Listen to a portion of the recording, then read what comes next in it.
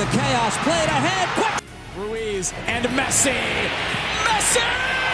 যুক্তরাষ্ট্রের ফুটবলে লিওনেল মেসিকে ঘিরে উন্মাদনা দিনকে দিন বেড়েই চলেছে। তিনি নামেই যেন কেবল ইন্টার মায়ামির খেলোয়াড়, মাঠে নামলেই হয়ে যান সবার। আগেও এমন উদাহরণ মিলেছে অনেকবার, সেটাই দেখা গেল আবারও। মায়ামির আসছে ম্যাচে আর্জেন্টাইন তারকাকে বিশ্রাম দেওয়ায় ক্ষেপেছেন তাদেরই প্রতিপক্ষ ভ্যানকুভার হোয়াইট ক্যাপসের সমর্থকরা।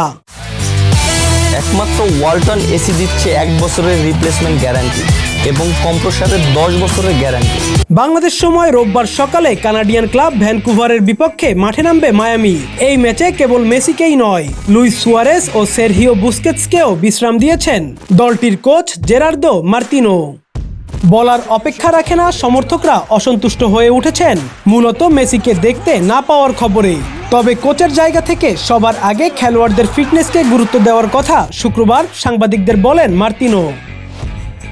মেসি সুয়ারেজদের মতো তারকা খেলোয়াড়রা যে কেবল মাঠে নয়, মাঠের বাইরেও লিগে নানা রকম ইতিবাচক প্রভাব ফেলে তা বোঝেন মার্তিনো।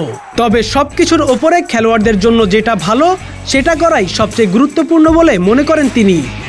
ভ্যানকুভার হোয়াইট ক্যাপস এক বিবৃতিতে সমর্থকদেরকে সতর্ক করে দেয় এই বলে যে তারা যেন আসছে ম্যাচে মেসি, সুয়ারেস ও বুস্কেটসের উপস্থিতি আশা না করে।